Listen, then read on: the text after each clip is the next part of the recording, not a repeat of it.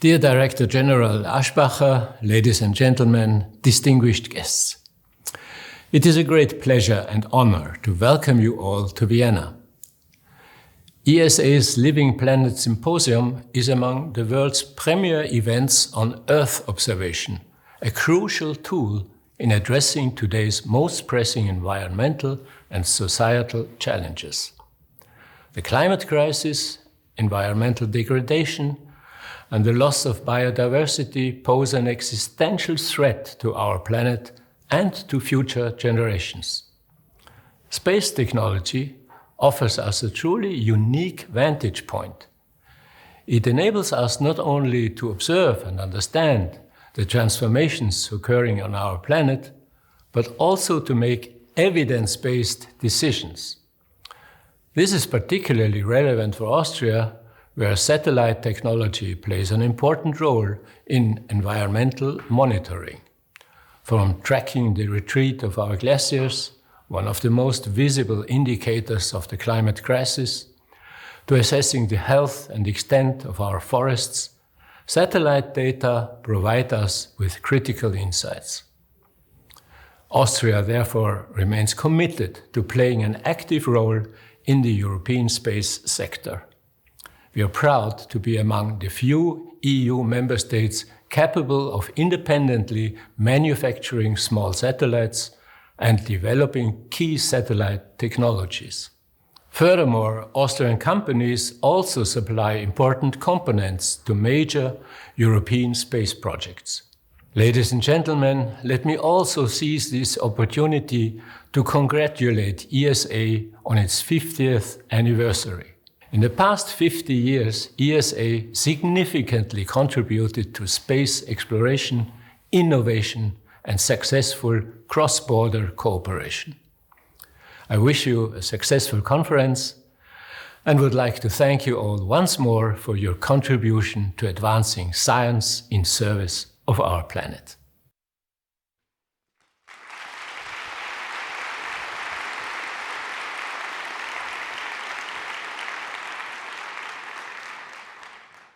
Good morning, ladies and gentlemen, and many thanks to the Austrian President Alexander von der Bellen, who has just given us the framework of the ESA's Living Planet Symposium 2025.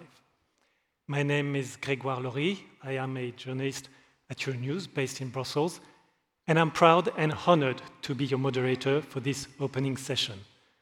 Proud because the Living Planet Symposium, which is organized by the European Space Agency, only takes place every 3 years. So it means that you and I are among the lucky ones. Proud because this event, which is a global benchmark for Earth observation, continues to grow in size and scope. First of all, its size. This year, the Living Planet Symposium has attracted more than 6,500 participants. The event has almost doubled in 3 years. Over the course of 5 days, different communities, scientific, academic, policymakers, industries, will exchange their views on the latest scientific technological discoveries. What a way to mark the 50th anniversary of the European Space Agency. Secondly, its scope. Because of the intensification of the climate crisis, Earth observation data is even more essential. 2024 has been the first year exceeding the crucial threshold of 1.5 degrees Celsius of global warming. Collecting data is essential, as is sharing and analyzing them. Earth observation is crucial for tracking deforestation, monitoring pollution, studying biodiversity. Earth observation saves lives, and it helps to rescue operation. And it is used by various industries, such as agriculture, forestry, urban planning, for instance. I am honored because for this opening session, you're going to hear some high-level speakers. You'll be entitled to a musical and dance interlude. And at the end of the session, this is my cliffhanger, you're going to have a surprise, so that I'm sure to keep your attention from start to finish. But I'm not here to occupy the stage. I'll make the way for those who are here to welcome you. We've had the Austrian President, and now the floor for the head of the Department for Space Affairs and Aeronautical Technologies at the Austrian Federal Ministry for Innovation, Mobility and Infrastructure, Margit Mischkulnig, followed by a video statement by the Federal Minister for Innovation, Mobility and Infrastructure, Peter Hanke.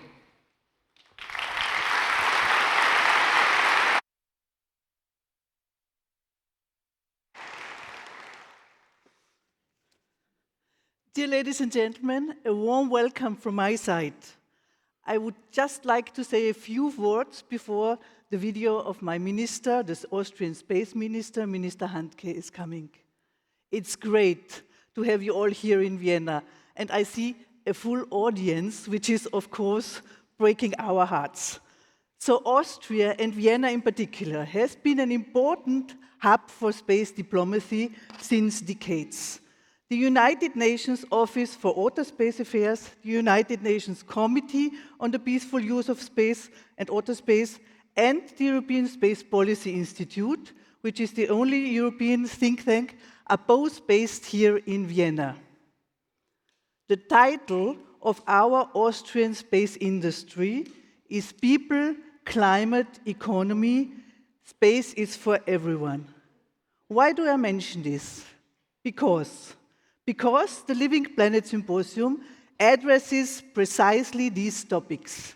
Because the Living Planet Symposium shows the important enabling role of space technology, space data in particular, when it comes to making our society, our economy resilient and more secure.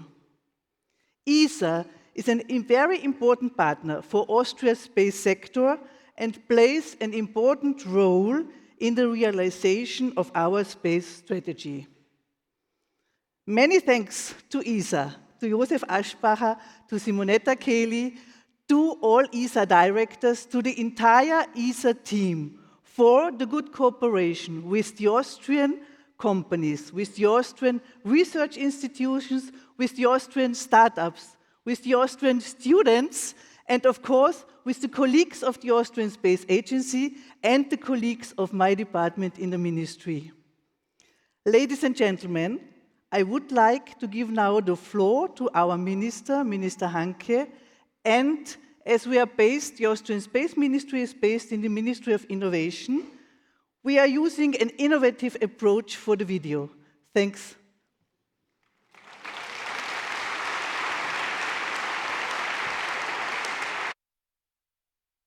Ladies and gentlemen, distinguished colleagues from science, industry, and politics, it is my great honor and pleasure to welcome you to the ESA Living Planet Symposium 2025 here in Vienna, under the title From Observation to Climate Action and Sustainability for Earth.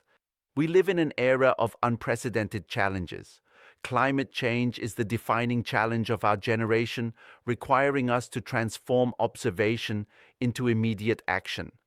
The energy transition and sustainable development of our infrastructure demand reasonable steps from all of us. It is a good thing that we now have more powerful tools at our disposal than ever before. Together we have created Copernicus, a European space infrastructure that has become the international gold standard for Earth observation. Every day, Copernicus satellites deliver more than 25 terabytes of data reliably and without interruption. This data is accessible to everyone: scientists, businesses, public institutions, and citizens. Because space is for everyone. Space-based data, particularly Earth observation, is a driving force for European innovation. They drive technological advancement, create high-quality jobs, and strengthen the competitiveness of our economy and industry. The concrete benefits of Copernicus, our eyes from space, are truly remarkable and affect our daily lives. We can detect, monitor, and mitigate natural disasters like forest fires and floods at an early stage. We can monitor ground movements in the Alps and thus ensure the safety of our infrastructure from cable cars to mountain roads. Companies can optimize their business processes from supply chain monitoring to controlling the efficiency of solar plants. We make sustainability measurable, from the carbon footprints to vegetation monitoring. I am particularly impressed by the way we use Copernicus data to operate our infrastructure more safely and sustainable.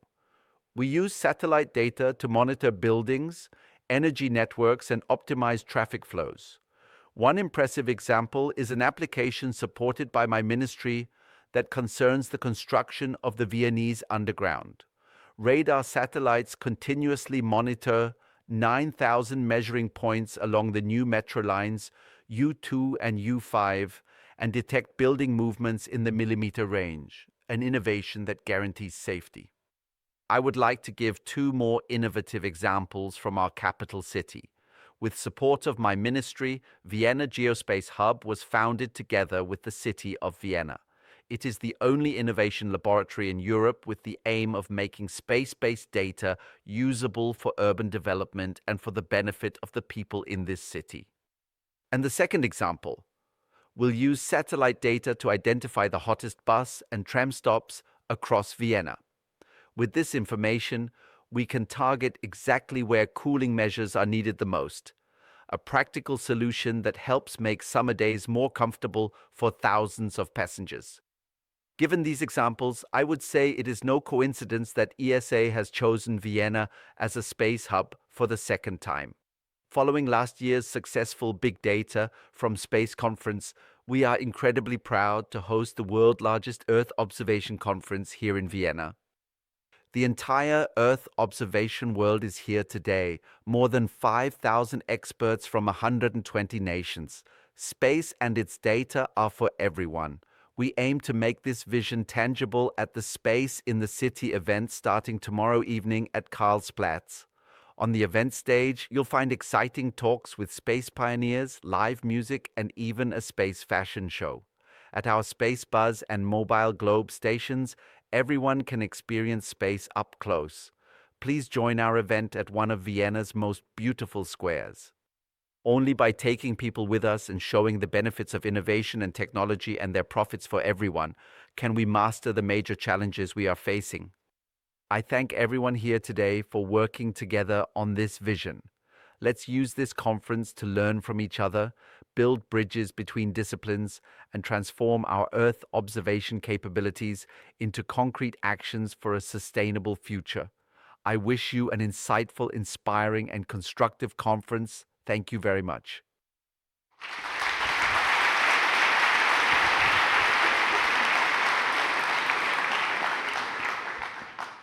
Thank you, Peter Hanke. Thank you, Margit Mischkulnig. For the next round of speeches, you will have a video address by the European Commissioner for Defense and Space. But before that, our next guest is also Austrian. He's the head since 2021 of the organization that is hosting us today and throughout the week, the European Space Agency. Ladies and gentlemen, welcome on the stage, Director General of ESA, Josef Aschbacher.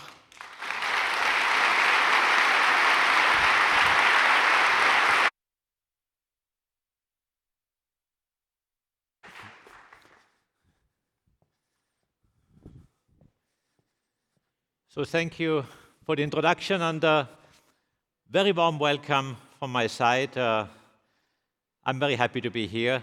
It is a homecoming for me personally for three reasons. Number one, I see a lot of friends and colleagues from Earth observation which I haven't seen for a while, or some that I don't see often enough, and it's very nice and very heartwarming to see all of you again in such large numbers. Earth observation is a fantastic domain. I'm very happy to see that. Number two, it's the city of Vienna. As you know, I'm the Director General of ESA of Austrian nationality, so it's also nice to come home to my home country and the city here in Vienna. And number three, of course, the Living Planet Symposium, which is a tradition within the European Space Agency, the largest conference we organize every 3 years, as just mentioned before.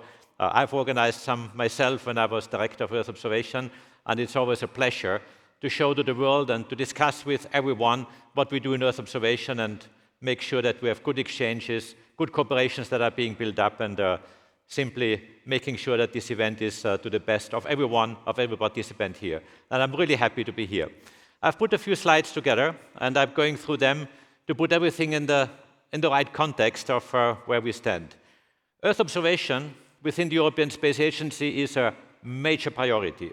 Today, out of our budget of 7.8 billion, 30%, actually more than 30%, are allocated to Earth observation. And I think this also shows that over years, decades, we have built up something that is really a world gold standard, as it was mentioned before.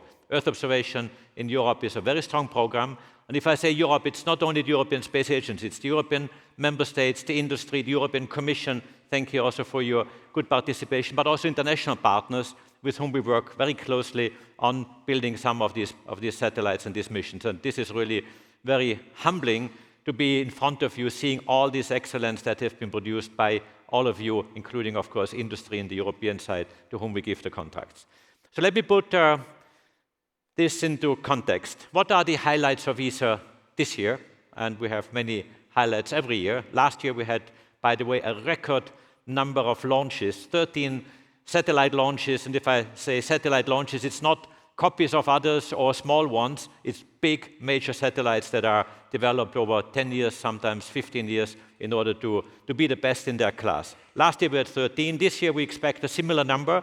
You see here more than 10. Actually, I know already that it's more than 10, quite a few more than 10, but some of the launches are yet to be confirmed, whether they are at the end of this year or beginning of next year. But we will have, again, a very busy year to deliver. And this is what I say when people ask me sometimes, journalists or people in politicians, some normal people in the street say, what are you doing in ESA? I say, my job, our job as ESA is we deliver. ESA delivers.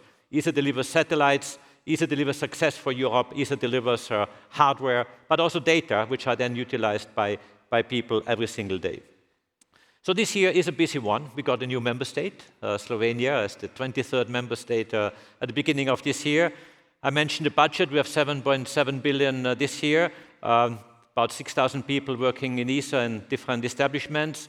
But we also run a large number of contracts in order to make sure that all our satellites, our rockets, our data systems are the best ones in the world. And therefore, we put everything in competition. That means we issue tenders to industry. They reply to us, we evaluate them, and we eventually sign contracts. You see the number in the center here, 1,500. And if you divide this by the number of working hours throughout the year, on average, we sign a contract every hour. That means with all the work necessary to prepare, to evaluate, industry to write the proposals, to negotiate, and to sign, this is a huge effort we are doing here in ESA in order to spend the funds of our member states in the industry in a competitive manner. But also, of course, we have launched last year Ariane 6. I can tell you this was a major weight that fell off my shoulders. It weighs about 900 tons, the rocket, and 900 tons fell off my shoulder when the launch was going well. Ariane 6 on the 9th of July, inaugural flight, was a huge success for Europe. The chances of succeeding were about 1-to-1 in terms of percentage or probability. This was huge because this is the very fundament of ESA, to have rockets, access to space, guaranteed access to space, and therefore absolutely fundamental. And with it, also Vega C returned to flight in December last year. Again, we have now 2 rockets, big one, medium-sized one, and this is our work. This will be our workhorses for access to space. But also, at the same time, we open the floor for new ones, new entrants. We call them new micro-launchers through the Launcher Challenge that we are seeing to life in the next years. But also, we are transforming ourselves. We are transforming because the world is transforming very fast. Geopolitically, security, defense are becoming priorities in the world. Of course, this means ESA has to transform itself, but also internally. The world moves, I would say, even faster with new space companies coming to life quite a lot in Europe, but also worldwide. That means we need to work differently, be much faster, much more agile, much more dynamic. And I've started within ESA a major transformation process about 2 years ago, where we speed up, where we simplify our procedures in order to make sure that we respond well to the challenges outside, also inside, and therefore be fit for the future. So a lot of work this year to come, and of course, at the end of the year, the ministerial conference, which will be a highlight, or the highlight, which is happening every 3 years, and a very important milestone for Europe in the future. And this is what will be some of the defining elements of this year in terms of programmatics and activities we do. The ministerial conference, of course, I prepare it very closely with the European Union's preparation of the EU MFF, the Multi-Annual Financial Framework. You see here in the picture Mr. Kubilius, Andrius Kubilius, Commissioner of Defense and Space. And I can assure you that the European Space Agency, as requested by my member states, is working hand in hand very closely with the European Commission, with the Commissioner and his team in order to make sure that we are preparing our ministerial proposal very well aligned with that of the European Union. That means the next EU Multi-Annual Financial Framework, which starts in 2028, but until then, funding needs to be organized to prepare programs and make sure that the ESA funding is well aligned and is well coordinated with that of the EU in the future. Also, thank you. Some of the colleagues from the European Commission are here with us, are very grateful for the cooperation we have. Copernicus was mentioned, also Galileo, IRIS², and many other projects we are doing together. And this shows that Europe can only be strong together. Copernicus is one case in point where we are really producing some of the best infrastructure worldwide. We have also just published a strategy, 2040, and it's the very first time that ESA has a long-term strategy over a few decades. We used to have what we call agendas. Each Director General has published his agenda, which was typically portraying or valid for 4 years, which is the mandate of a Director General. Of course, the agenda of a 4 years mandate looks into the future, but it was really a roadmap of the next 4 years. I have, when my mandate was renewed, I did not want to have another agenda 2029, but I said to myself, I would like to have a longer-term vision, which is not only my vision as Director General, but really one of the member states, and we elaborated this strategy with our member states. So it's much more solid, much more powerful, and much more long-term, and therefore quite important in terms of document, which orients Europe, and therefore the European Space Agency in space for the years to come. Europe has produced some of the most excellent hardware and infrastructure, even worldwide. We're having many flagship programs. We have just celebrated a 50 years event at the headquarters of the European Space Agency, and some of these highlights came up, and some of these are incredible highlights. I mentioned Titan landing on an object in the outer solar system, the very first time, and the first time ever somebody has done that, the European Space Agency.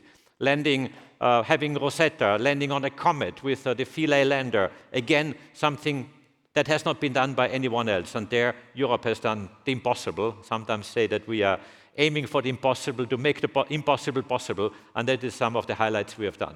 We also had some failures, and I was also highlighting those, that you are getting to be good and excellent, not only based on successes, you have failures, and some of them make you even harder, and make you even more resilient. We had launch failures of Ariane 5. The first 2 launches actually failed. 1996 with the first one, with 4 satellites on board called Cluster, which exploded.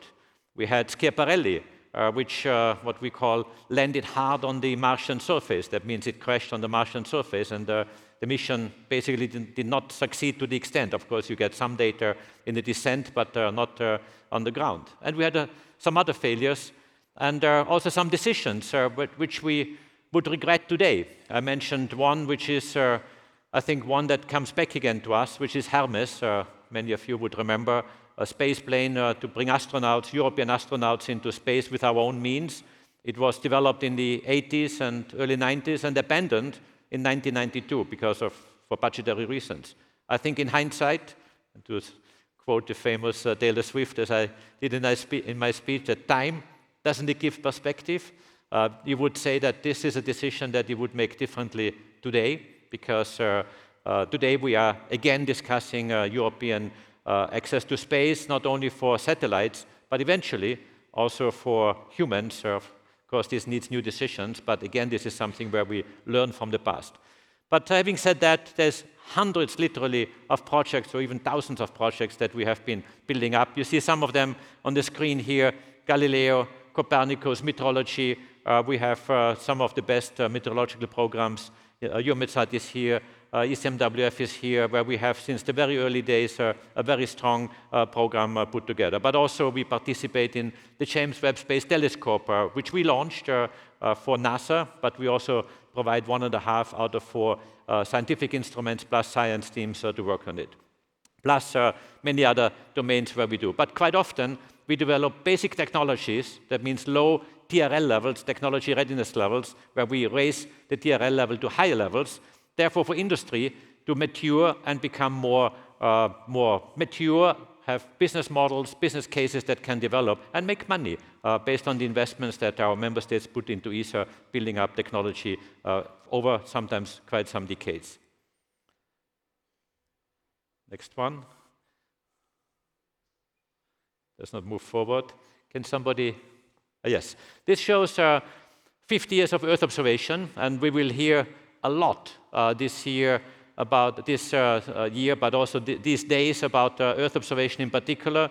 And what you see here on this graph is some of the highlights, and there have been many, many highlights along the way, which really goes back to the 70s. You know, ESA was created in 1975, and it was also the year when ECMWF was established. Congratulations as well to your 50th birthday. We have Eumetsat, which was launched a couple of years later, and ever since several Eumetsat satellites have been launched. Eumetsat third generation being launched right now in a couple of days. The second of MTG is being launched. Eumetsat was created in 1986. Phil, also very happy to have you with us and colleagues from Eumetsat. But also on the ESA side, we had the Earth observation program being built up with ERS-1, ERS-2, ENVISAT, and of course then the Copernicus missions from 2014 onwards. And I really think, and you will see many diagrams and many graphs showing that. Actually, outside on the stand, you see a picture of all the satellites that are being launched, have been launched, and are being launched in the future. And it is quite impressive to see all this work. And this is work of engineers, this is work of scientists, this is work of industry to make all this possible. And this is really where Europe works together extremely well to show some of its most incredible performances and successes for the world. Could I get the next slide? Yes. Europe needs to step up its ambition. This is one message I'm also giving in the preparation of the ministerial at the end of this year. I say that we are good. I say that we are building up successes, that we are delivering missions. Earth observation is one example where this works very well. But also, you have to put our investments in context. And this is a message I'm giving to politicians, to my member states, to the ones who decide how much should they subscribe at the end of the year to the ESA Ministerial Conference. On the left-hand side, you see the global space funding on the public side, and you see a big part of this cake, of this camembert in blue, which is the United States, funding about 60%, 61% of, providing 61% of public funding in space. An enormous amount, mostly through NASA, through the Space Force or other means in the United States. And that's very impressive, and that's also one reason why the US has such an impressive space technology and space industry, especially when it comes to exploration, which is really, really impressive and admired by the rest of the world. You see China, 15%. You see Europe, 10%. And that makes me sad, because we have 1/6 of the budget of the United States, but I know that our people are just excellent, and they could do much more if they would have more money and more programs. It also means that this is a value that is really something that I hope that we can increase through ministerial conferences at the end of this year in ESA, through the EU funding at the MFF, in the MFF context, because Europe needs to step up. But also Europe is reinforcing its partnerships with various players. On the right-hand side, of course, you see the flag of the European Union. The cooperation with the EU goes back about 2 to 3 decades, not since the very first day, but 2 to 3 decades, but very intense. Copernicus, Galileo are the examples where we show to the community in Europe and outside that when you work together on an institutional side, on the EU side, providing the strength of political support, but also funding. On the ESA side, obviously, all the strength on engineering, science, delivering hardware into space that we can really create quite impressive space hardware. But also with our partners, NASA, with JAXA, with Korea, with India, with Australia, with many other partners, Canada, with the UAE and many other partners where we are reinforcing our strong partnership. And it's quite nice and quite impressive to see. Can I have the next slide, please? Yes, so this is looking into the future. I mentioned ESA Strategy 2040. It's a document I really recommend to have a look at. Here you only see the headlines, the 5 goals that we have identified, but under these goals there are objectives for each of them and quite a number of detailed ones of where we go, what we do. I'm not dwelling on this now because this is something that would take much longer time, but I can only say, of course, we keep protecting our planet and our climate as a top priority as we have it today. This is especially relevant for the Living Planet Symposium here, but also explore and discover. That means exploration of space, International Space Station, Moon, Mars, and beyond, the universe at large, dark energy, dark matter, and many aspects that are related to it, but also discover with astronauts our outer space from low Earth orbit into the future beyond towards the Moon, but also strengthening European autonomy and resilience. And that is a new domain that has not been as pronounced in the past as today, obviously given also the geopolitical context where we are asked by international partners to be stronger, more independent. The US literally asks us to be stronger, more independent in defense, and of course defense and space go hand in hand together. And that's what we're doing. We are making proposals to increase our resilience and our autonomy and our independence, and that's exactly one of the elements that we are putting together right now. Boosting growth and competitiveness, always necessary because space is also an economic driver, growing by 10% per year on average, with a lot of venture capital, private funds flowing in. Last year we had a record 1.5 billion of private funds being invested into European space industry, European space companies, and this keeps going up very, very fast, also thanks to public investments which we have, which we set partially as European Space Agency. And last but not least, inspire Europe, inspire everyone. Here in the room, over there is an educational center with kids. I had the pleasure of opening the educational events with lots of school classes from different places in Austria and around, and it's just so inspiring to see those young kids with the sparkling eyes and open eyes and asking questions and being wanting to be part of it. This is also an obligation which we have, which I see as ESA, that we have to inspire Europe, to unite Europe through large space projects and make sure space is there for citizens, for everyone, but also is producing the results that our member states, our politicians want us to do. Thank you so much.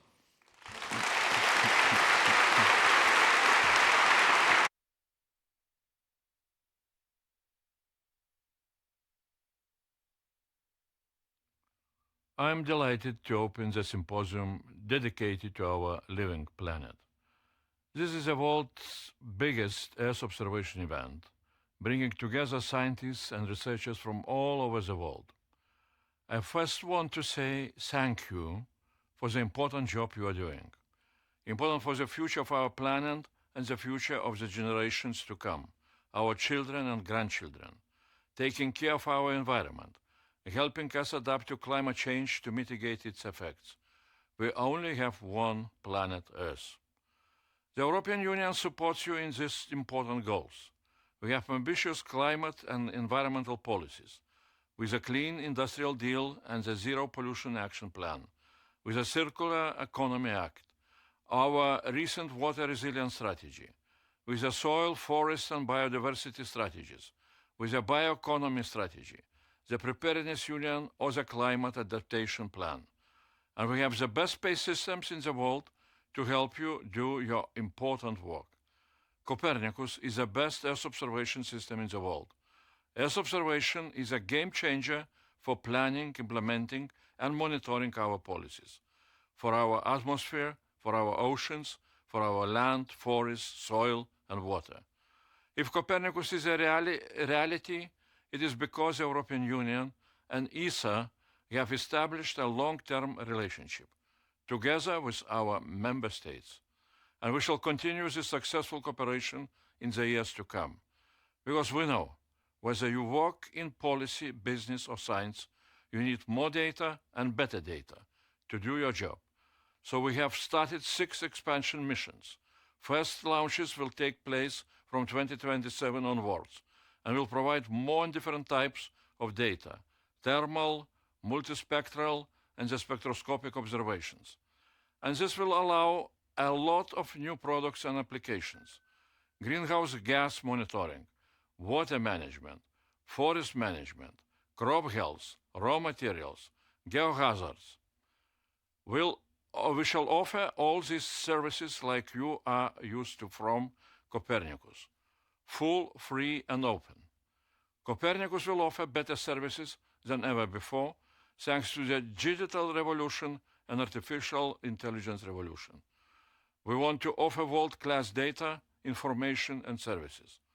That is why we are nurturing an ecosystem of European space data providers, especially new space companies, to complement Sentinel data, to satisfy the need for high-resolution data and very targeted data.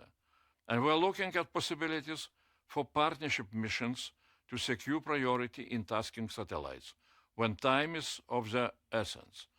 The 21st century will be the century of space. We're at the start of a space revolution.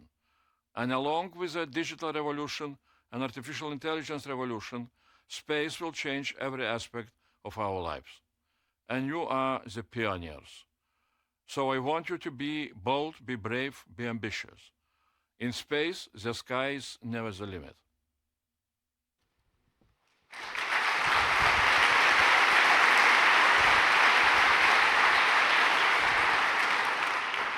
Thanks to Andrius Kubilius and thank you, Josef Aschbacher. Our next guest has 25 years of experience in space and satellite. She's director of the United Nations Office for Outer Space Affairs. Ladies and gentlemen, welcome Arti Olameini.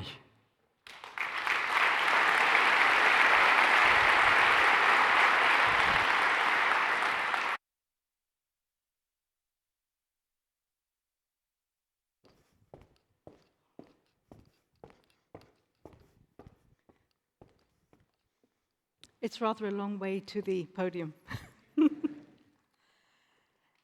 Dear colleagues, ladies and gentlemen, it's a pleasure to address you here at the European Space Agency's Living Planet Symposium on behalf of the United Nations Secretary General, Antonio Guterres, who unfortunately cannot be here, but who has asked me to speak as his designated representative. My thanks, first of all, to Josef Aschbacher and Simonetta Cheli from the European Space Agency for inviting the United Nations to also be part of this important European event. While we convene here in the Austria Center, just 200 meters away, we have member state representatives convening for the Committee on the Peaceful Uses of Outer Space. So you can really see that Vienna is the center of space diplomacy and important space conversations. The United Nations is one of the largest users of Earth observation data in the world. Over 25 different agencies and offices leverage the power of satellite imagery for a myriad of different services and applications in the execution of their diverse mandates. Without access to satellite imagery, we would be attempting to serve the world blind. The UN is acutely aware that Earth observation satellites are humanity's eyes in space, and we all know the benefits. Satellites enable us to take the pulse of the planet, monitor forests, oceans, urban growth, and most importantly, measure and report on the rate and pace of the changes happening in our world, allowing us to act on climate risk and development priorities with more precision and by being better informed.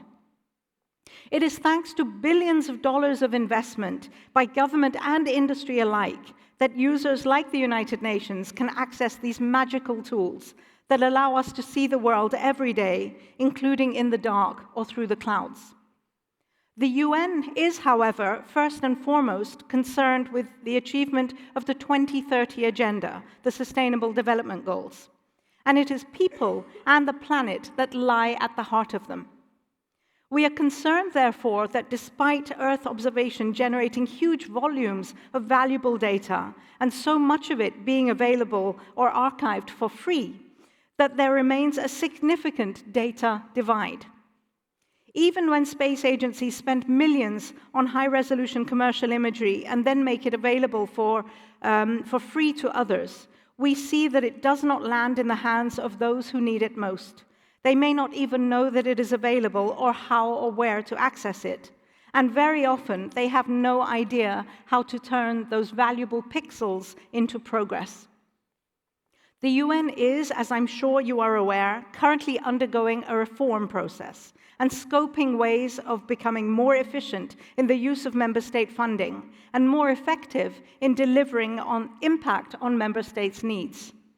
Central to that reform is UN 2.0, a commitment to fuse data, digital, innovation, foresight, and behavioral science. Earth observation, supercharged by artificial intelligence, sits at the crossroads of those 5 levers. But why should this only apply to the UN? It could, or it even should, apply equally to all agencies that invest public funds into Earth observation satellites. Should we not all be concerned that the return on our investments is not being maximized? That petabytes of data are being generated and then being archived? We should all surely be concerned that the fruits of these investments are not reaching those who desperately need them. As the UN reviews its workings, UNUSA, as the space office within the United Nations, has been asked to review how the United Nations can make better use of satellite imagery. We see fragmentation in our approach to procurement, which we will seek to overcome so that we start aggregating demand, driving volume discounts, and being more cost-effective, ultimately also driving down the cost of access to data for member states. But we do not work alone. In the execution of our mandates, we work hand in hand with industry and space agencies. Therefore, we all have a role to play in this task. And we observe fragmentation in the sector at large, a disproportionate focus on technology development compared with user needs and applications, when we all know that the real returns lie in downstream applications. We only need to look at GPS and the SATCOM sector to understand that. The space data ecosystem is characterized by multiple providers, each with different formats, resolutions, and standards, making it often difficult for users to access, fuse, and trust data across different platforms. Many sectors, from agriculture to insurance to logistics, don't yet fully understand how Earth observation can save money or improve operations for them, preventing take-up and contributing to the problem of too much data going unused. Many users need fast, actionable insights, not raw and complex data that requires them to have specialized skills. Bridging that last mile from Earth observation data to sector-specific solutions remains a challenge for all of us when we know how transformational Earth observation imagery can really be. If we truly care about empowering people to save themselves and the planet, then it is in all our interest to take a more services-oriented approach. Sector-specific information toolkits, subscriptions, APIs, and insights, not just satellites. UNUSA is actively working to transform Earth observation from just data into real-world Earth observation as a service through initiatives that make EO more accessible, actionable, and relevant to member states and the wider UN system. With an eye to the future, we aim to take a series of actions that will positively move the needle on bridging the space data divide. These include developing sector-specific toolkits and dashboards for real-time monitoring for different SDG topics, such as food security and water management. Co-designing models with governments and agencies, for example, for drought prediction or deforestation alerts. And working with the private sector hand in hand through joint innovation challenges and startup accelerators. While this event will no doubt celebrate and explore the ever-expanding range of applications that can be addressed with Earth observation imagery, I do think that these are important reflections for the sector to also spend a little time on. This is the Living Planet Symposium. Well, we will be able to see and celebrate even more life if we reach more people through innovative tools and approaches that truly democratize Earth observation and finally turn the living planet into a knowing planet, one where every community can foresee risks before they strike. Thank you very much for having me with you.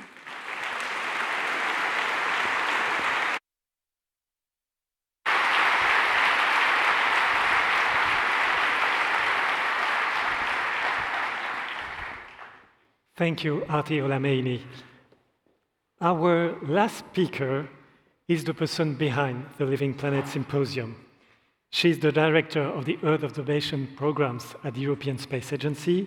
She leads the agency's Earth observation strategy, overseeing satellite development, mission operations, and science applications. Ladies and gentlemen, welcome Simonetta Cheli.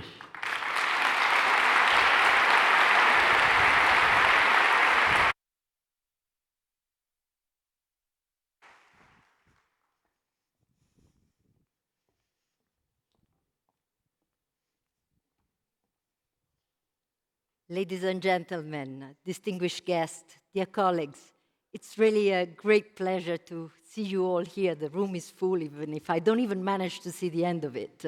It's fantastic to be here at this occasion of the Living Planet Symposium. And a big thank you to our Austrian colleagues, to the Ministry of Innovation and Mobility, to FDG, all of those who have helped and contributed to prepare this fantastic event.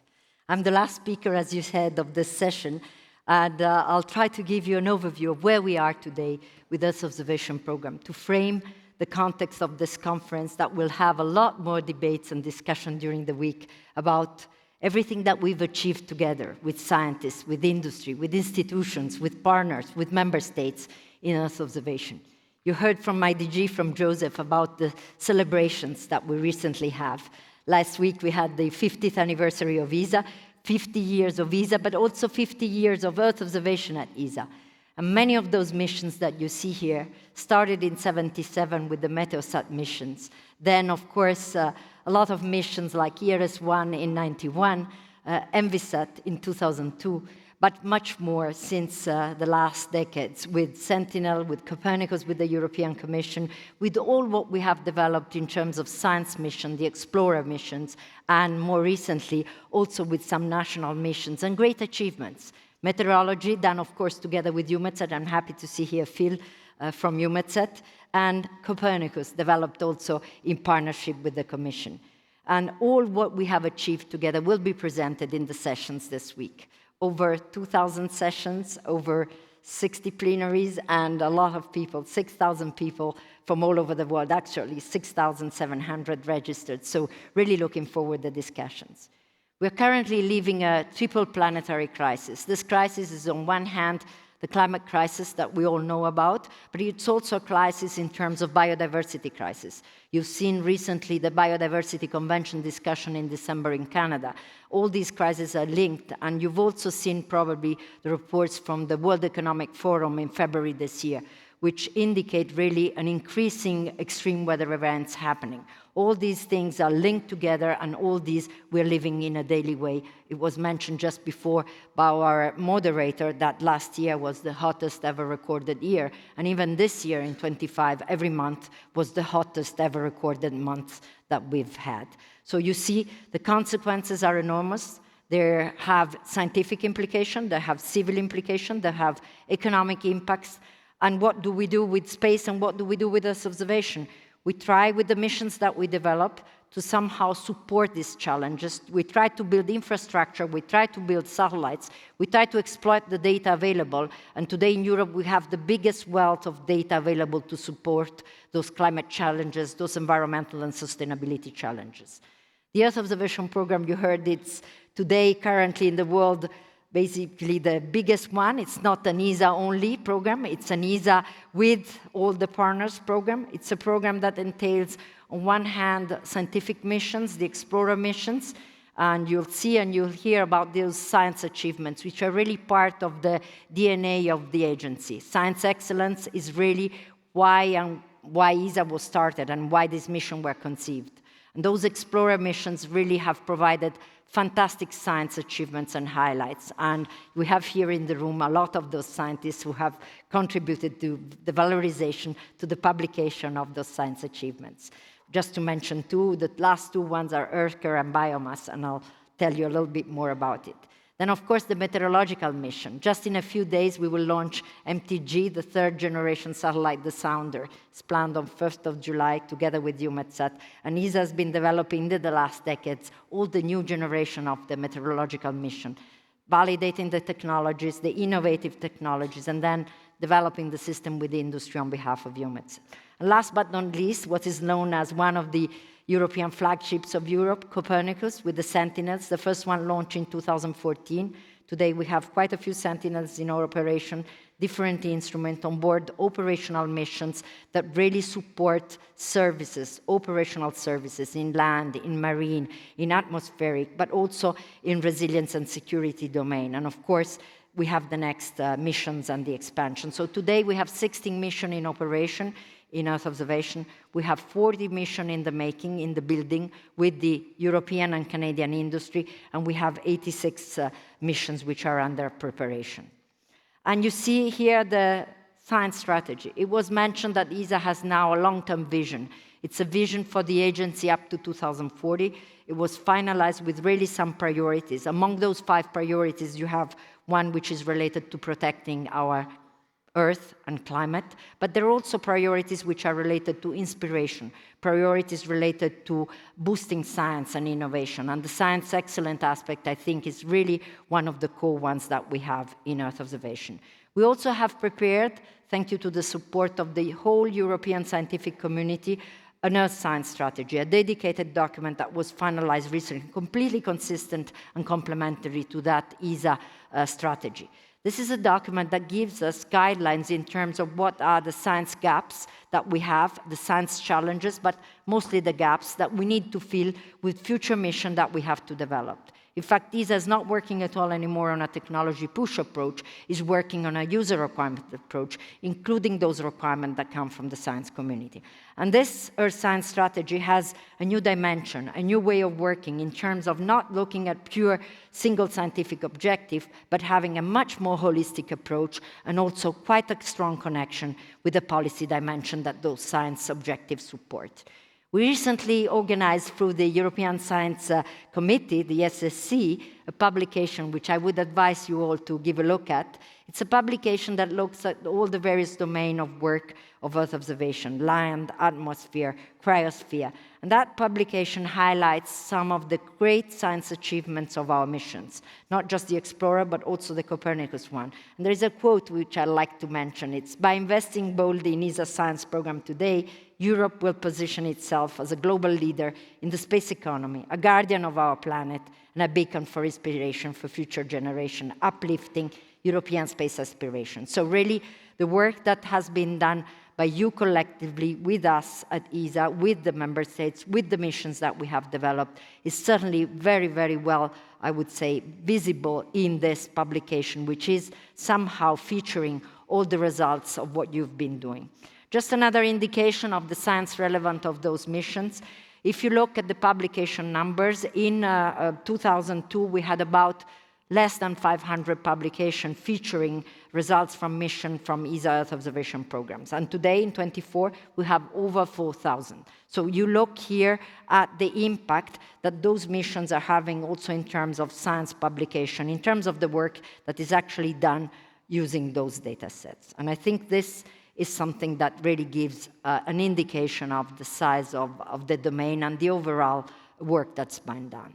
I have a few examples here. One is on the glacier mass balance. It's an intercomparison exercise. It's an exercise that has been done using data sets from different missions, about 10 missions, and it shows the ice loss basically over the some regions, of course, and you can see that there is an average 5% ice loss that has been happening in the last few years, depending from the region, in some areas 2%, but certainly overall we had an indication, I checked the figure with a colleague of mine before, 9 gigatons of ice was lost between the 60s and 2020. And ESA is looking at that. We are able to look at that with the satellites, with the data we have. Many of those data sets have cryosat, for example, altimetry on board. Others have radar on board. But all of this is to have clear indications to support policy, to support forecasting, predictive mechanisms of ice loss. Another example, which I think is quite relevant, we're really at the end of UNOPS, the United Nations Ocean Conference that was hosted by France last week. It's really the sea level rise trend. Sea level rise trend that has been monitored by scientists over decades using national mission from French mission, but US missions and European mission. And those combination of data sets, which go from ERS to JSON, CIRAL, SWOT, Sentinel-6, have been helping us to see the trend. And the trend is, of course, not a trend which is homogeneous all over the world, but it's an average trend which is changing from about 3.5 to 4.8 millimeters per year. So you see the impact that this trend has, not just in terms of scientific impact, but also in terms of impact on areas which are lived areas, disappearance potentially of some islands, and really impact on a lot of coasts. I come from Italy. It's a country with 800 kilometers coast, so you can imagine countries like the Netherlands or many more, what could be the impact of this evolution. Some other application examples I wanted to mention. Of course, we do a lot in terms of contribution to support some of the application areas in terms of looking at droughts. I know the African colleagues are here from the new African Space Agency. Tidiane is here.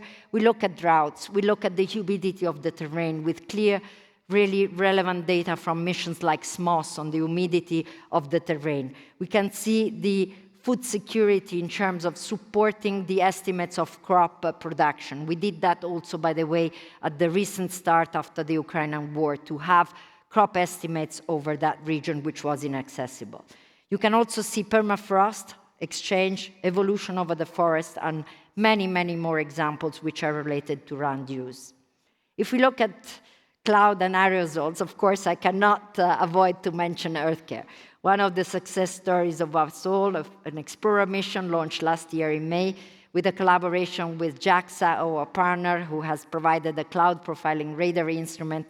EarthCare looking at the role that clouds and aerosol play in the sun radiation effect. And fantastic results. The initial one were presented at IIC in October, but since January, we have level 1 products of that mission distributed all over, and this mission is really helping. It took a long time to develop it, as some of the people mentioned, but it's really coming at a timely moment to really contribute to all what we're trying to do in terms of climate change, in terms of heating of our planet, and looking at how really all elements, including clouds and aerosol, can play a role in that. Last but not least, our last Explorer mission was launched on 29th of April, is Biomass. It's a leading mission in terms of demonstrating new technologies. P-band radar, we have here in the room project and mission manager, and I must say this P-band radar is going to give us an overview of tropical forests, the role that those forests have in absorption of CO2, and not just in terms of over part of the canopy, but really a vertical view of the canopy, which is really relevant to understand the role that the leaves, the trunk, and the roots play in all of that in terms of absorption of CO2. A fabulous mission, and you'll hear more about it later. We have a surprise on Biomass. We have also small science missions. Those are still very relevant. They're implemented in 3 years. It's a new model, but by the way, my DG, before becoming DG, started. These scout missions are missions which have scientific objectives. We launched the first one at the end of this year. It's HydrogenSS. It looks at the hydrology of the terrain, but we have more in the making, Tango, with 3 parameters related to greenhouse gases, and NanoMaxSat on the magnetic field. So those missions are also extremely relevant to complement the big Explorer ones and to really provide insights on different science elements. But Earth observation is just science. I wanted to stress science today because we're in a context of a Living Planet Symposium where, of course, this symposium were started as science event.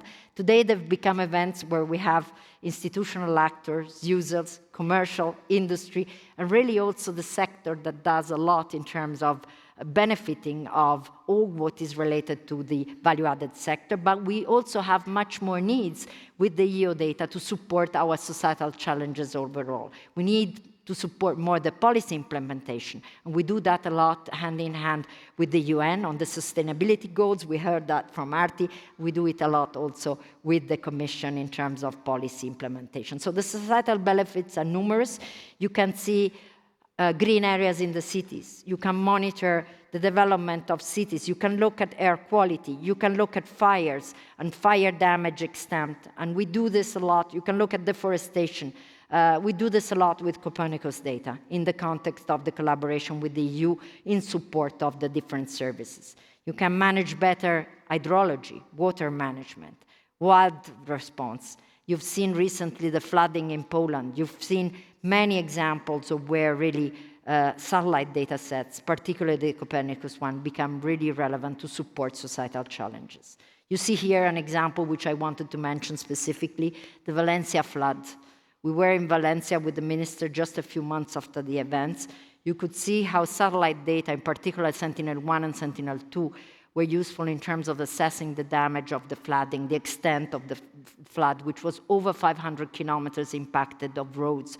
But you could also see how we could have used even better, and we hope to do this so in the future with the digital twin models, the hydrology of the terrain information to see how the hydrology of the terrain, and that was through SMOS, which is an explorer mission, could have been impacted with that extreme meteo event that happened, and really unfortunate event. In meteorology, we work a lot on different missions. We launched last year Arctic Weather Satellite Mission. Is a new model also of doing procurement at ESA, more fast, in a more speedy way, but still having extremely relevant measurements on humidity and temperature. And we're really strengthening the collaboration with Eumetsat on that mission in terms of continuity of measurements. And the same with MTGI, basically the new instrument that was on MTG, launched in December 22, and the sounder that will launch hopefully next week together with Eumetsat. So a lot of information in terms of more advanced information on meteorological events, on extreme weather events. 7 million people die every year of air pollution. So having air quality information becomes fundamental. A lot of you already use the apps, which, by the way, in many countries were developed thanks to the use of Sentinel data, of data from ESA missions. Sentinel-5P is one of those.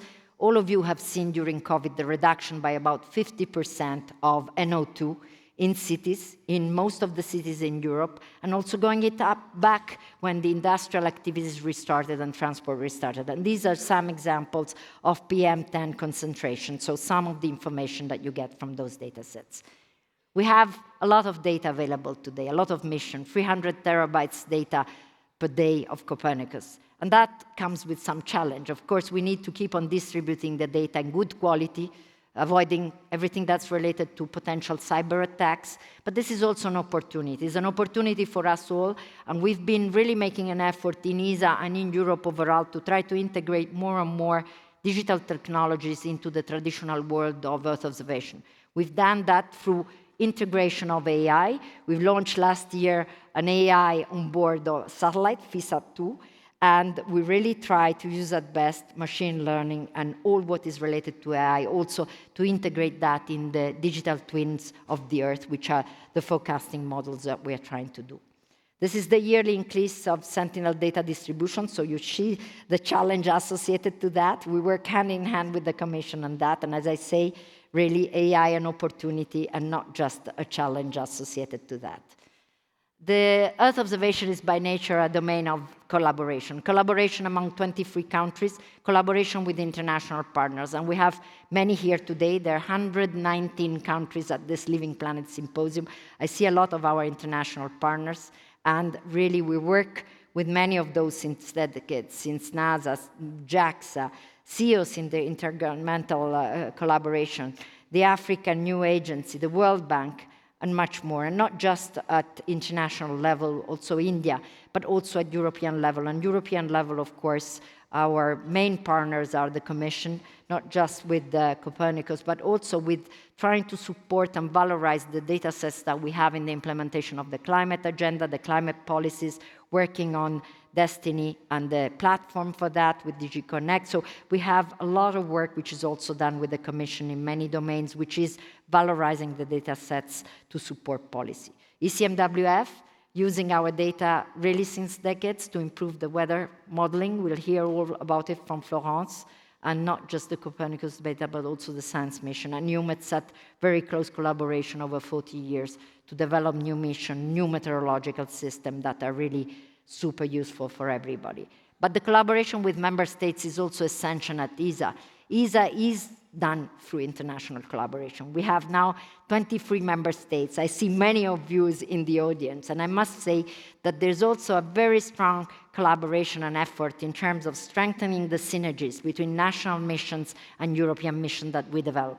Just an example, SWAT, French mission from CNES, really being used as a reference system for Sentinel-3 for what goes in terms of decision at the ministerial, but also TerraSAR with DLR and Sentinel-1 and Prisma with Chime. So you see that the work which is done really in collaboration with our national member states, valorizing, granting synergies with those national missions. And this is really part of the core of the work we do.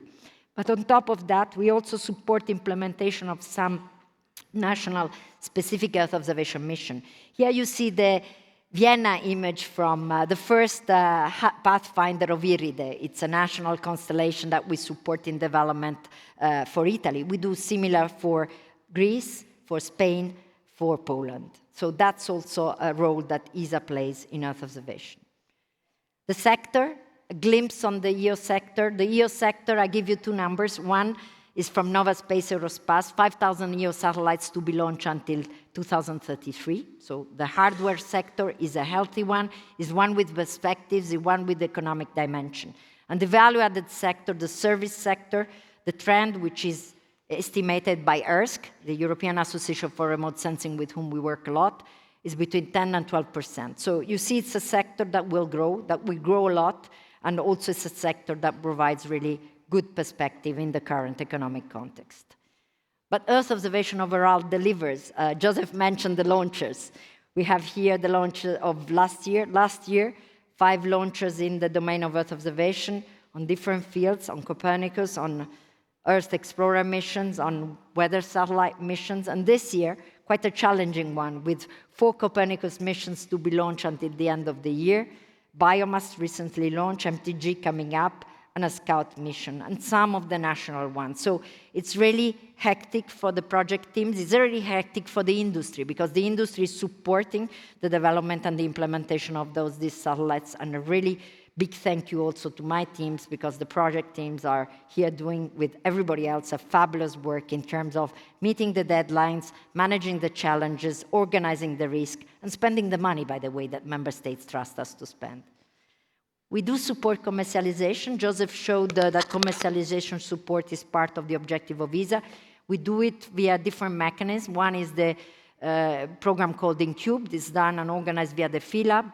It was an initiative that, in fact, my DG started a few years ago, going to the Silicon Valley, looking at the US success story model in terms of accessing venture capital, in terms of speeding up the procurement schemes and supporting commercial perspective for startups. And this is implemented via the program called InCube and the PhilLab at Esri. But we also do it via Anchor Tenancy Scheme, Copernicus Contributing Mission, and third-party mission. So a strong role also in Earth observation, as in all of ESA, to support commercialization startup. I'll close just to mention the ministerial is coming up. We have a tough year ahead. We have a big program in Earth observation on the table of the ministers for decision for subscription. It's a consolidated one that will go into the DG proposal of ESA. It's a program which has a lot of good things in it. You'll hear all about it in the specialized session this week. We have preparation of future missions. We have development of new technologies. We have a lot of development of new missions, Scout, but also finishing Harmony, but also missions of opportunity like NGGM in terms of ocean circulation and gravity. And we have Earth Explorer 11 that will be decided in a couple of months before the ministerial. We also want to valorize the wealth of the data we have, and that was a mandate we got from ministers at the last ministerial, but also more recently. So there's a big part of the program proposal which is called Earth Action, which is about valorizing the data sets, organizing R&D products, services, to support really the perspective of commercialization of those data, to support the whole sector, to valorize the data that we have, and not just building the satellites. Of course, we will continue Copernicus, so with the continuation with Sentinel-2, Next Generation, and Sentinel-3. We have a meteorology mission, which is TRUTHS, which is also a very relevant one for climate change. And we have digital twins and InCube. So a package which is quite comprehensive, and we look forward really the next iteration with all of you, with industry and member states, to consolidate that package together with the ESA one and have a successful ministerial. One last word. You heard my DG talking about the need to increase the role of Europe, of ESA, on resilience and security. This is something that came in the last few months with the evolution of the geopolitical context, with the new commissioner in Brussels appointed for defense, security, and space. And we are currently working on a proposal which is still being consolidated for an initiative called ERS, European Observation for Resilience from Space. It will most likely go to ministerial as well. This is the plan. We're really just had the enabling resolution approved by Council last week. We're working hand in hand with the Commission, as this should be somehow a forerunner of EOGS, which is a European Union initiative in next MFF. The idea is to try and be fast, fulfill the existing gaps in terms of security, resilience monitoring, and do something that Europe needs in terms of dual-use, independent Earth observation system. So this is another element of the proposal that is being consolidated that I wanted to mention because it's relatively recent. Some of you haven't heard about it yet, but it's part of the picture on the package. And with this, I'd like to thank you. You'll hear a lot more about all of this during the sessions this week. But in the closing, I'd like to show you all the partners of this event. We don't do anything alone. We do it with all these partners, and I would like to really give a special thanks to our Austrian partners, but also to ECMWF, Eumetsat, the Commission, and all those who have supported the preparation, including my team. There's been a lot of organization behind this event. So thank you to all of you, and looking forward to the next discussions.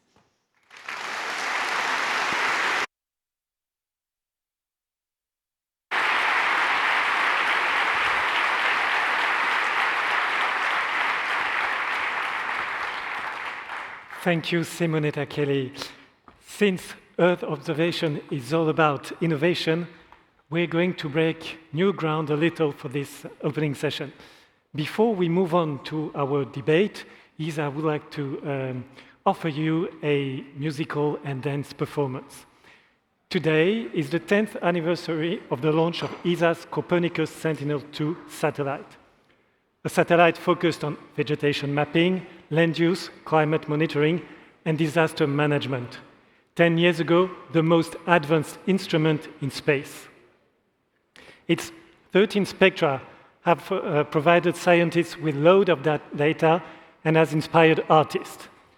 You will see a Sentinel-2 image of Vienna. It is a mix of blue, red, green, and near-infrared signals which have been transmitted into sound. This is called sonification and is the work of Ars Electronica Solution and the composer Rupert Huber. A dancer, Eva Maria Kraft, on the floor will represent the satellite, transforming the static sound into a dynamic acoustic journey. It is a world premiere. I told you we are among the lucky ones. Enjoy the sound of Vienna from space.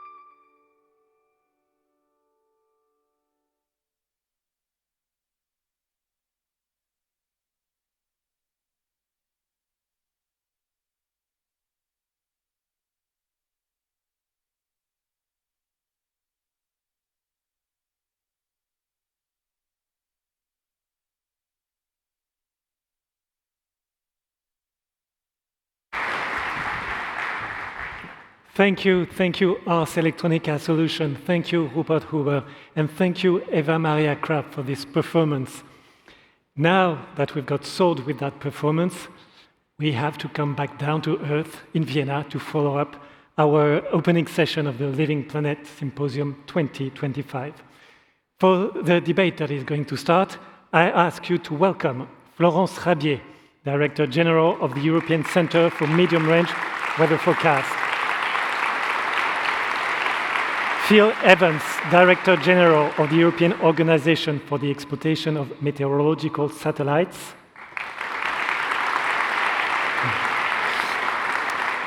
Diana Urge-Vosatz, Vice Chair of the Intergovernmental Panel on Climate Change.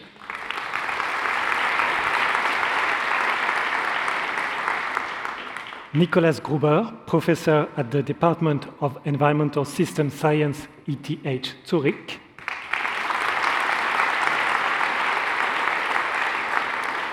And Lene Rachel Anderson, President of Nordic Bildung. Thank you.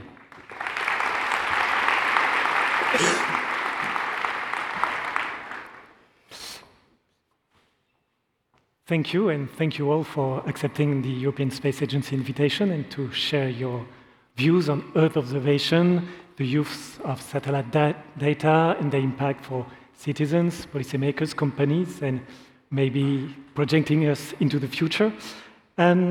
Perhaps I'll start with you, Phil. Collecting and analyzing satellite Earth observation data is the raison d'être of your organization. What are the arguments you use with your member states discussing the benefits of today's systems and what the future system will bring? And do arguments on both weather and climate resonate with European stakeholders?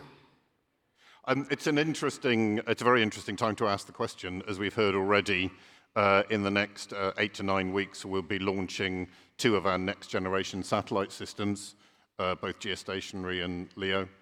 And we're also working on future programs for approval with our council. So these points are very pertinent. So Eumetsat is an intergovernmental organization with 30 member states, but it's represented largely by the meteorological community. It's represented by our users. They have a particular interest. Their focus is in us as an operational organization. That means they're interested in reliable access to data, continuity, and that the data is absolutely relevant to what they want. So the coupling between user requirements and our missions is incredibly tight because the users are built through all of our governance and structure. Now, if you consider the impact of weather in Europe and globally, I mean, it's enormous. The Central European floods a few years ago, over 200 people lost their lives. The cost was nearly 40 billion euros. We've heard a little bit about the Valencia floods. I mean, the impact of weather is massive. But through forecasting, through warnings, the like that ECMWF and Met services do, those huge impacts can be mitigated in terms of savings and in terms of lives saved. And in fact, the whole European meteorological endeavour benefits Europe to the tune of 50 to 60 billion a year. So the impacts are incredibly high. Space-based observations contribute the majority of skill within numerical weather prediction models, and Florence can talk about that much more than I can. And this really underpins the case that we make. The importance of weather, the impact of severe weather, which is only increasing in the face of climate change, and the activities, the programs that we initiate and operate have huge socioeconomic benefits. A return on investment for a particular mission that can vary between 20 to 1 and 50 to 1. And by the standards of public sector investment, that is absolutely enormous. So what we do resonates very strongly with our user community, in part because we're very well integrated with them. It's an ecosystem of cooperating and collaborating organizations, and what we do has a powerful impact. I'm going to turn to you, Florence. For you too, Earth observation data is an essential component of the work of your organization. Who benefits the most from this type of data? The citizens, the company, the society? Everyone, but I can elaborate a bit. So you're absolutely right. Earth observations is an essential component of what we're doing. And actually, we are one of the largest users of Earth observation in the world for weather forecasting and monitoring of the environment. Just one number maybe, every day on our processing, we use more than 100 different data streams from satellites. That's a huge number of satellites and data streams, instruments to monitor, but we use them really fully because Earth observations are really the backbone of our information value-adding chains, if you wish. So they really contribute to this, analyzing the past, understanding the present, and forecasting the future. So you had plenty of examples from Simonetta in particular of what we're doing, but it's really, I think we achieve this through the partnership, and it was quoted a couple of times, but we really are a community working together, the provider of Earth observations and the users, and that really makes the most value out of it. So we are, maybe also I could mention that we're also working together on preserving the frequencies that are very crucial for Earth observations, and we are trying to develop this pan-European science view of it. But maybe I can give a few examples. So you have this, the first example. This is a couple of forecasts from a few years back. One was the operational forecast using all data, and the other one on the right is the operational forecast when we didn't use satellite data for the starting point of the forecast. So as you could see, although both of them had the sort of initial wave coming out of Africa there, only one developed this Hurricane Irma, with terrible circumstances. And, you know, as Phil said, you know, we can't control the weather, but we can predict it, and this makes the difference in terms of protection of life. So, unfortunately, we still have a few casualties, but much less than we would have without data and without, in particular, satellite data. Also, to tell you, we saw very nicely the evolution of the number of satellites in the years, and to start with, we didn't manage to get the most of it, but then from the end of the 1990s, we really managed to have good satellites and to make good use of it. And this allows us to have the same quality of the forecast now everywhere on the globe, because we are European and we work with our 35 member incorporating states, but we provide our data to all the Met services around the world, and we don't want the Southern Hemisphere or the tropics to be less well served by weather prediction. But thanks to the satellite being global, and also over the ocean, we can now predict just as well. Maybe another example there. This is about air quality monitoring, what we do in the context of the Copernicus Atmosphere Monitoring Service of Copernicus. And there we can monitor so many things thanks to satellite. This is an example a few weeks ago where we had these terrible fires over Canada, affecting a lot the air quality, but also locally, but also coming all the way through the Atlantic and coming over Europe, at the same time as we had Saharan dust coming up from Africa. So you can see Earth observations can help us predict this. They can also help us understand the processes at play. For instance, at the moment we have a heat wave, okay, not so much today, but the last few days over Europe. And when you have this heat wave, you have different components. So you have the high solar radiation, you have high temperatures, and then you have the atmosphere, not much convection going on. And so you have this accumulation of ozone in the lower level of the atmosphere, which is bad for human health. So this also affects human health, and you have your favorite app, I'm sure, which tells you the weather, but also atmospheric composition, air quality. And this can inform people suffering, for instance, from breathing problems. Well, bad ozone today, don't go out, or if you go out, don't exercise too much. So it affects human health as well on a bigger scale. Maybe the last one example I would like to say, Simonetta talked about this research satellite, the Earth Explorer missions. So we use all satellites at ECMWF from all over the world, and operational and research. And they can document different things as well. So you have the Aeolus, which had a huge impact on weather prediction. because observing the winds in the atmosphere with a high quality is very important, and really Aeolus demonstrated this. And the Earth Care, the animation from Simonetta was wonderful, where you saw the different speed of fall of ice and snow in the atmosphere. And this is the first time that we measure this. This is the very first time. And actually, our numerical models had the same speed of fall for ice and snow because we didn't know any better. And we had quite a lot of errors, which is the second panel there in the middle.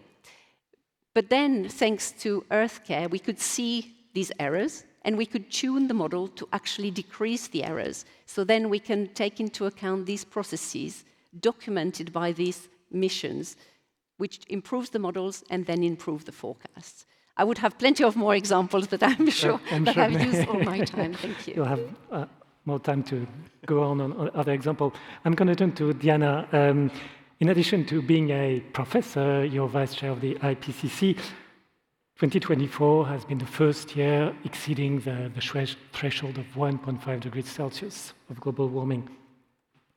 How could the IPCC react? I mean, does it mean changing the time frame to publish reports or to collect evidence? How the IPCC can react? Yes, thank you very much. First of all, I just want to thank ESA for the invitation, because as you mentioned in your introduction, we are really the lucky ones to be here, even though it competes with the Bonn subsidiary bodies, but I'm really glad I chose to be here instead.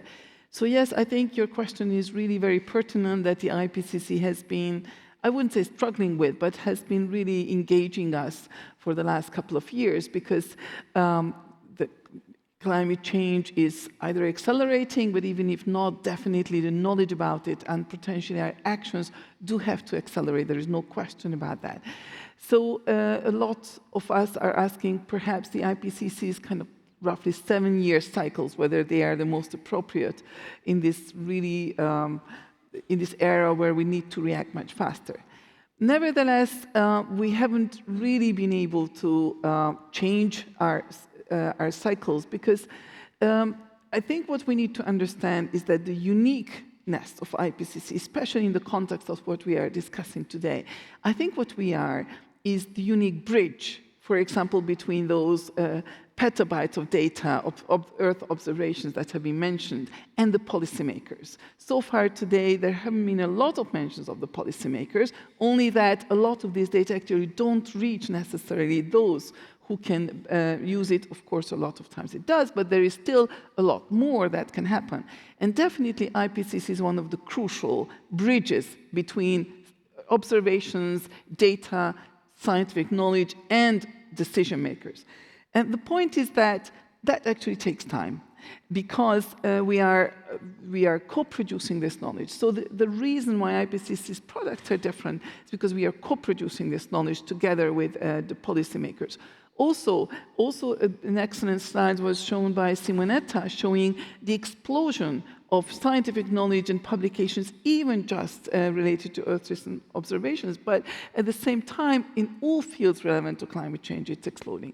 So even though we have artificial intelligence, but we are just figuring out how exactly to really employ the new methods of assessment. We will have a workshop on that, but it takes time. Also, the other important value of IPCC is that we are working all on a voluntary basis. All of us are working on the top of our day jobs. That means it is really difficult to accelerate and to compress a lot. At the same time, that's a really important value of IPCC, that we are all working on a voluntary basis, because that very much ensures the objectivity and reliability and the lack of bias. So to summarize, I think we will, of course, come back to the question whether we should perhaps be working also on shorter cycles. Nevertheless, we have special reports, we have technical papers, we have methodology reports, we have a lot of other products than just the 7-year cycle of the assessment report. So we have many other products that can react on a shorter time frame. And since ESA, and I'm sure many other organizations who are represented in the audience, are observers to the IPCC.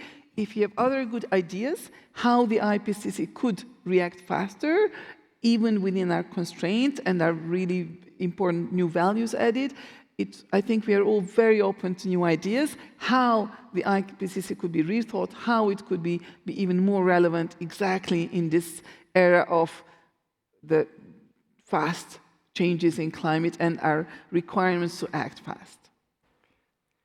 Nicholas, from the perspective of someone who's working on climate and sustainability issues, what would a good balanced support look like for Earth observation?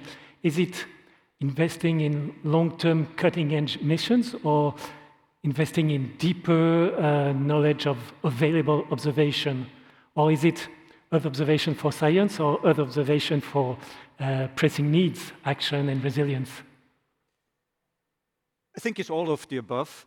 I think the challenge, of course, is the balance. What is the right balance between those different objectives? We heard already today the importance of sending out the missions. We heard today about the importance of connecting to science and also connecting to society and the needs of society. And so the question is, what is the right balance? Now, I'd like to say a few words sort of from different perspectives on that. Maybe the first perspective is the one from the scientific community. And there, I think where I see some challenges at the moment is that traditionally, ESA and the community has been very much focused on flying the missions, providing the data. And I think only through time, and now we're really, you mentioned the word co-development, but with the policymakers, also co-development with the scientific community. Let me take an example. So I'm very much involved in the global carbon budget, which is an effort of the community to provide information about the carbon sources and sinks, which is actually from the policy side a very important product because it constrains ultimately the carbon budget. How many more emissions can we have in order not to exceed a certain climate target? So in this production, satellite observation play an absolutely important role. I mean, for the ocean uptake, for example, the primary source of information next to models is actually satellite observations. But it only works together with having good in situ observations.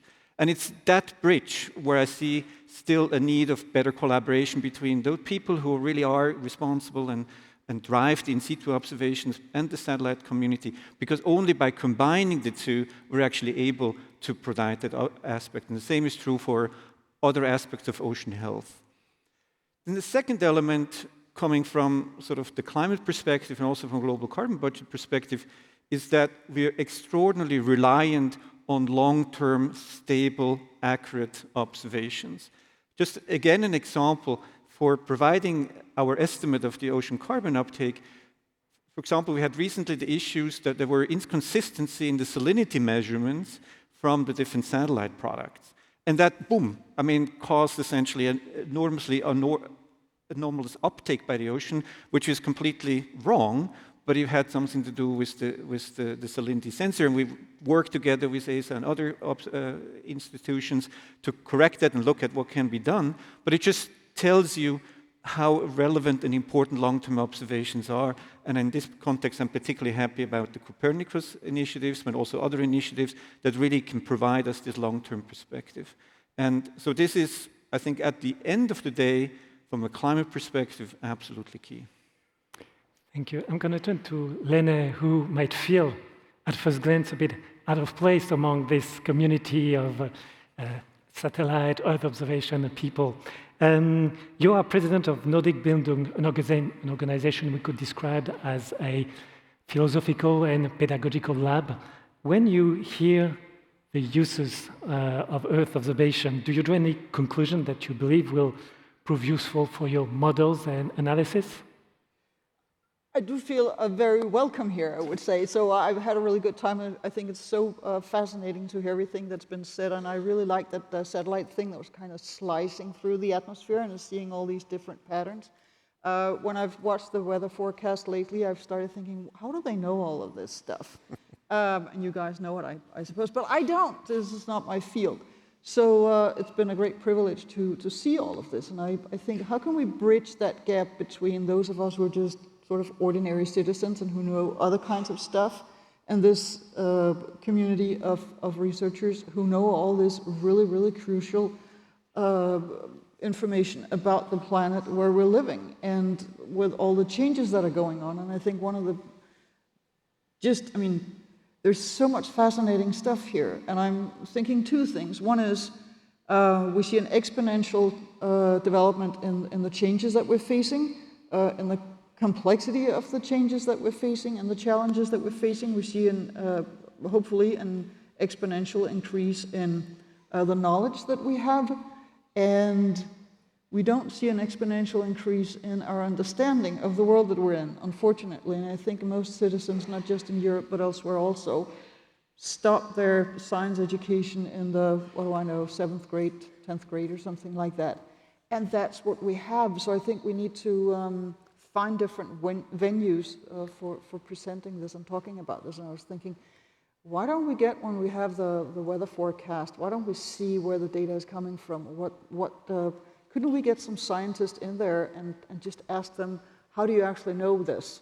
What is the thing you're doing that allows us to present this during the weather forecast?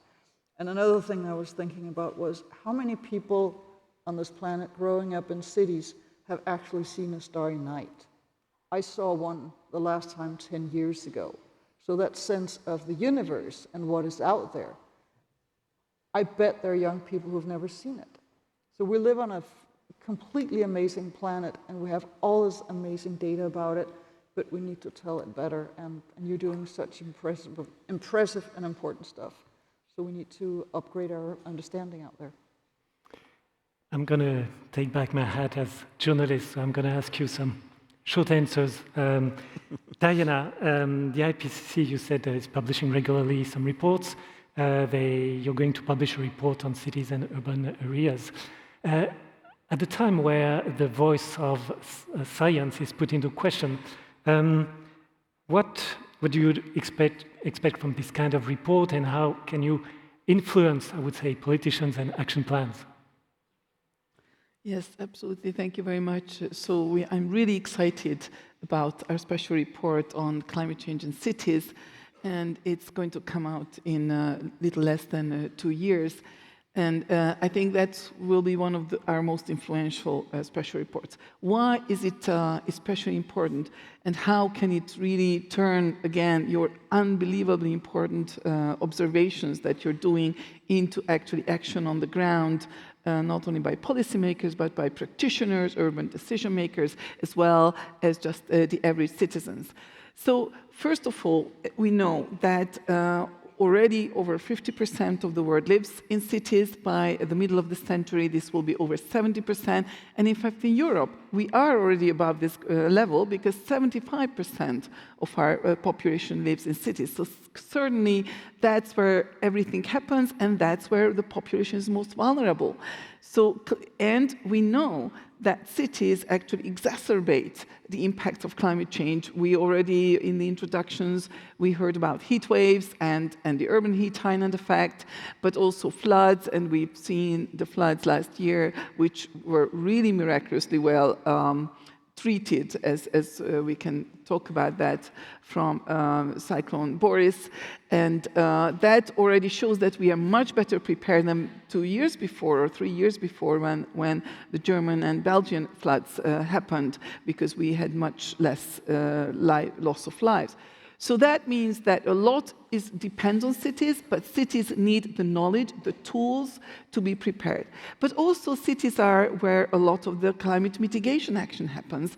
Not only over approximately 80% of the emissions are from cities, but also, especially if we consider today's geopolitical situation and in general just the world situation, national governments are quite, and even the European Union is quite challenged by many other priorities, all the way from security to many others. Cities, at the same time, their most important priorities, the livability of their habitat, and just having food security, having safe habitat, safe place to live for the people, and protecting them against heat waves, and so on and so on. So cities are also where you can help also with most of the emission reductions, since that's where also most of the innovation is taking place. Most of the GDP, more than 80% of those GDP is produced in cities. That's where economies are on the fastest lane, and that's why our report is going to speak exactly to those people. So the uniqueness of our report is that we are co-producing that with the practitioners, so that your data and observations and the papers from the scientists will go directly to the practitioners and to the urban leaders so that we can make a difference also in climate change in cities. A quick question, Florence. Your organization works closely with the European Space Agency, Eumetsat, the European Commission, and Copernicus, which is often called the most ambitious Earth observation program in the world. What do you think were the factors in having the world-leading program being developed in Europe?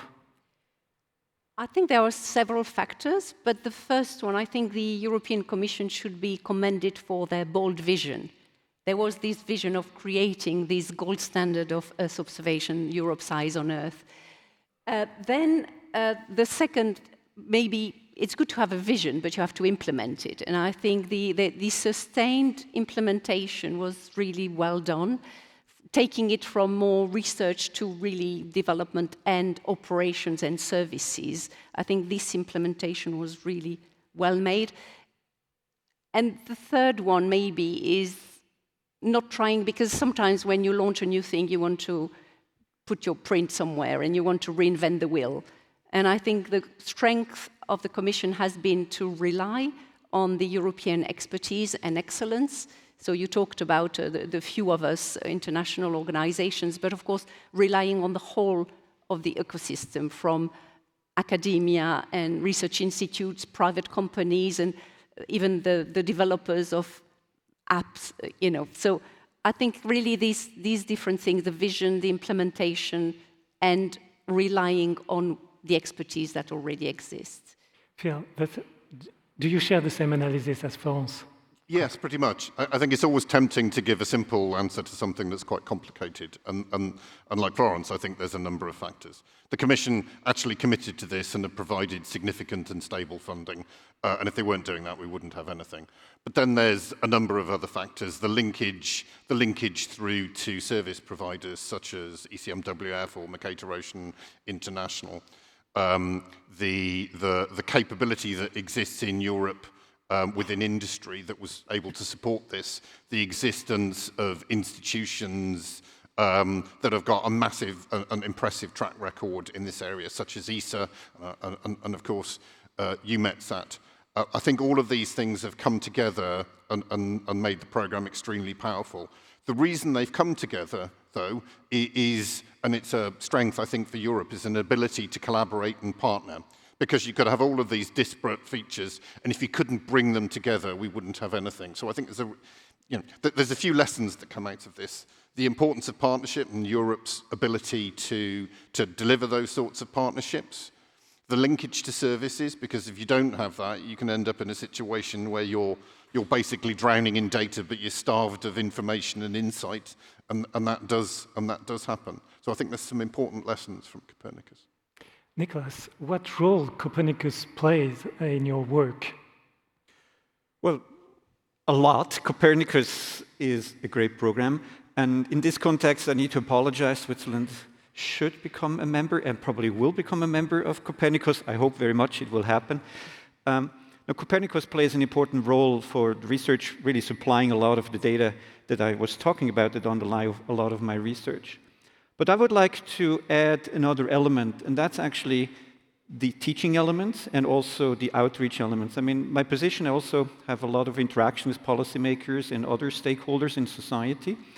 And one product that I actually use a lot is the State of Climate or the State of the Ocean reports that actually Copernicus provides. That's a super succinct summary of all the information that's extraordinarily useful. I go out and say, hey guys, that's where we are at the moment. This is the sea surface temperatures. I mean, the ocean is warming at a rapid rate in a way that we have not anticipated, thanks to observations, particularly actually remote sensed observations, we have that knowledge. Otherwise, we would fly blindly. That was mentioned already today. And I think particularly when it comes to the ocean, the state of the ocean, without satellite, we don't have that. And Copernicus makes this available in a rapid way and in a consistent way, and also in a way that's very, very useful for me also when I teach and also when I speak to stakeholders. Lene, we talked about cooperation, international cooperation. In the international context, the current international context, I guess this context must be shaking your analysis. I was just listening to you when you said GDP. I actually have I'm an economist, not that I use it a lot, but one of the things that I study is good country qualities and what is happening sort of large scale overall to our societies. And one of the reasons we use GDP is because it was what was available and it's easy to produce and it's just one number. We have the data, you have a different kind of data. I have never in any of the sort of good country qualities and developmental analysis that I've seen encountered the economic development, the social development, the cultural development, and the development of green areas, for instance. I mean, you have the satellite data. We could actually compare that and say, so this economic development, how does that contribute to deforestation or anything? Not just at country level, but community level and very small areas. And this could actually have a great advantage of not infringing on personal data security, because you don't have to look at the individuals, you could just look at neighborhoods or areas.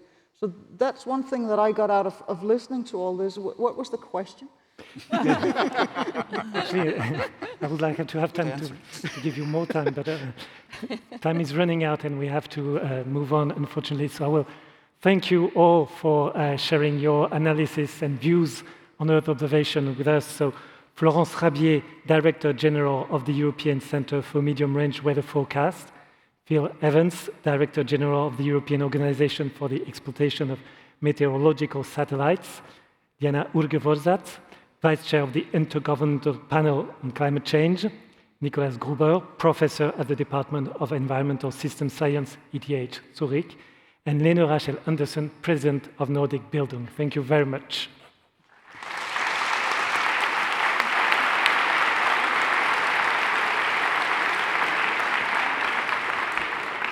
Before I leave, I promised you a surprise. At the beginning of the session, now is the time.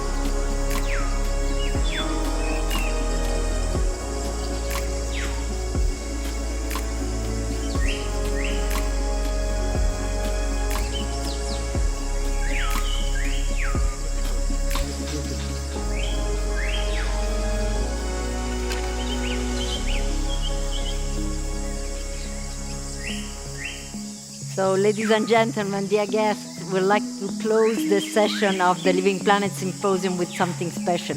We launched the Biomass satellite about 8 weeks ago. I'm here with the project manager and the mission manager. You have to say. You have to say.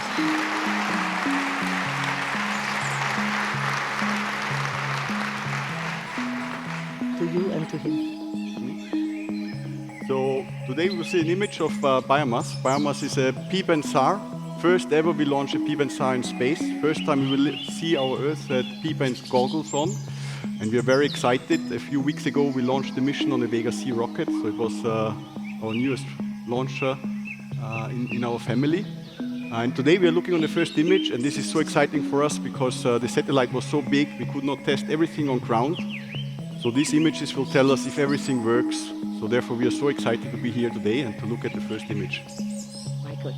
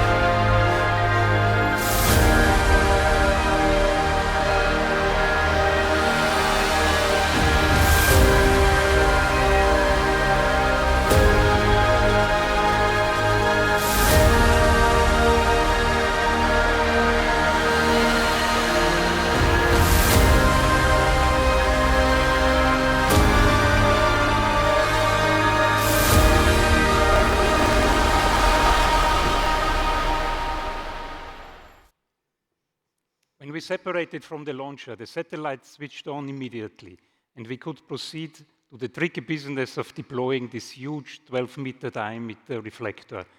On the 22nd of May, we switched on the instrument for the first time, and ever since we get very good data. So 4 weeks later.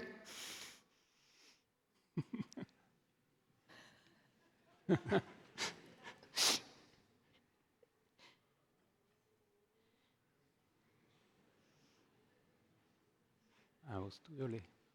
Early. You want to comment on this? You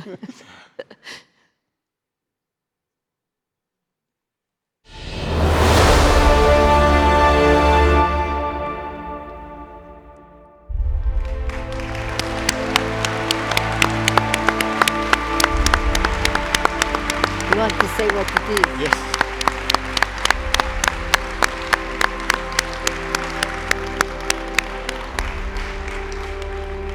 So first biomass image, I'll let the mission manager say a few words and the project manager.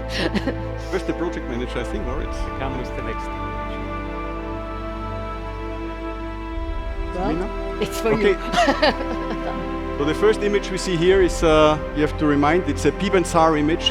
The colors are not like what we see in optical images, but it shows us its structure. And you see in the different color tones, different structures on the Earth.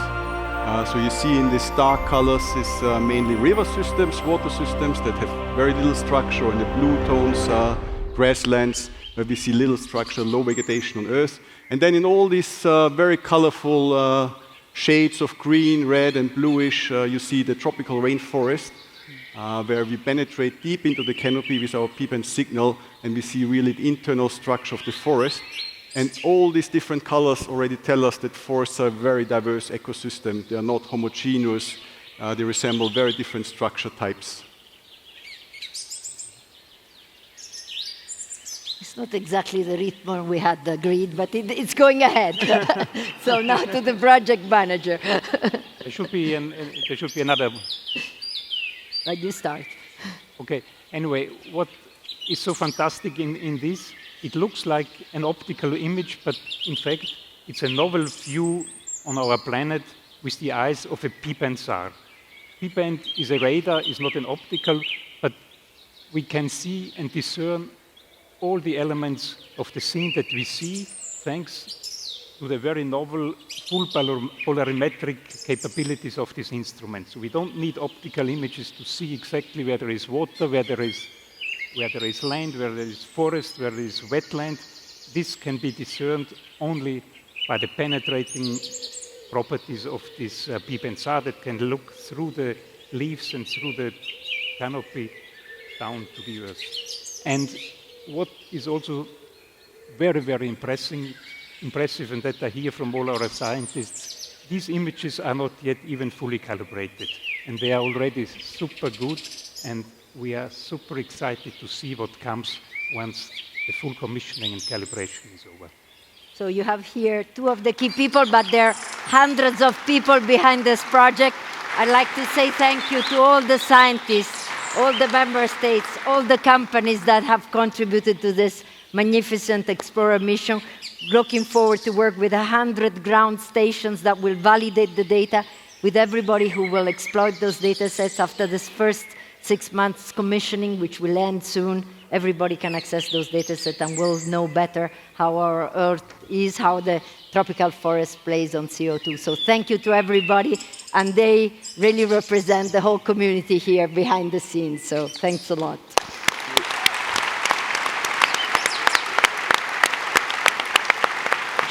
Joseph. I want my boss also with me.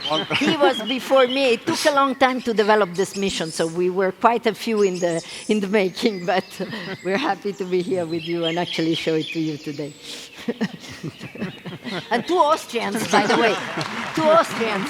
3 Austrians. 3 Austrians. 3 Austrians. Well done, huh? 3 Austrians is a lot. Okay.